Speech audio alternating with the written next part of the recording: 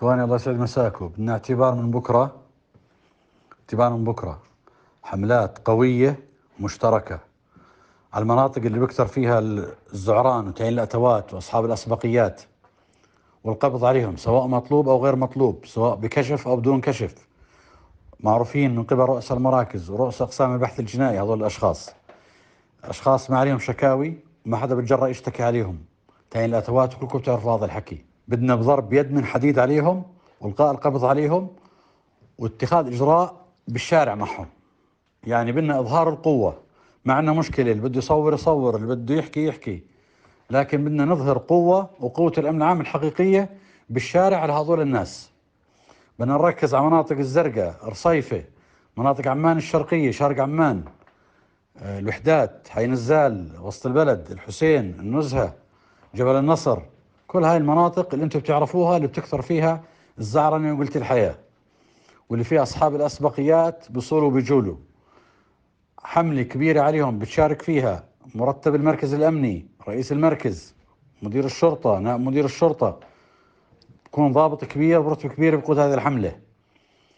بتشاركوا بها البحث الجنائي والمخدرات والدرك، والكل عندهم تعليمات بهذا الحكي، ومدراهم مبلغين بهذه الحملة. ضرب يد من حديد على أصحاب الأسبقيات، واللي بيفتح ثمه بالشارع ينبطح ويتقيد ويندعس على راسه. أبدا. اعطوا أمر للجميع بكل قوة وبكل حزم، ويتاخذ على زنازل البحث الجنائي أو زنازل الأمن الوقائي، ويتخذ عليه إجراءات مشددة. اعتبار من بكرة كمان شوي بنطلع لكم برقية بهذا الحكي. بس حبيت أحكي لكم حتى مدراء الشرطة يكونوا جاهزين ويجهزوا حالهم لهذه الحملات، وتوفونا بالنتائج وبالإجراءات. والله يعطيكم العافية. مساء الخير يا شباب، الله يعطيكم ألف عافية.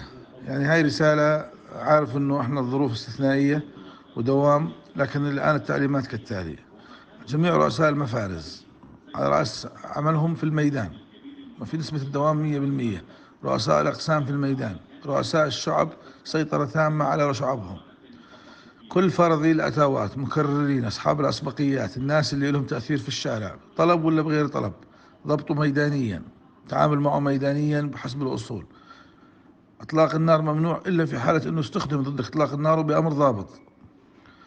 العسكر كلهم يكون معاهم عصي، يكون معاهم قيود، يكون معهم غاز، اللي مش متوفر معه يحكي معي. الآن نسبة الدوام 100%. حملة كاملة على كل أصحاب الأسبقيات، حملة كبيرة، يعني تشديد تشديد تشديد من أعلى المستويات. لكن ما بدنا إنه إحنا نفقد قوة البحث الجنائي. الكشوفات أنا بتهمني أرفعها للباشا شخصيا. كل شخص ينضبط تبلغونا فورا، تعملونا كشوفات لكل مفرزة، لكل قسم، لكل شعبة، تودونا حجم اللي انطلبوا، أساس نرفع للباشا بنهاية الدوام على أصحاب الأسبقيات. والتعامل ميدان. بالنسبة للتصوير، ما دام أنت تتعامل بقوة، أنت أصحاب السيطرة، لا تحمل هم.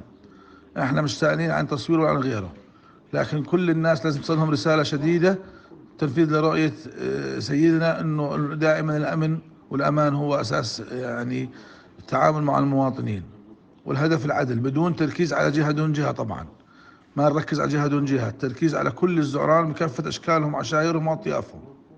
الله يعطيكم الف عافية.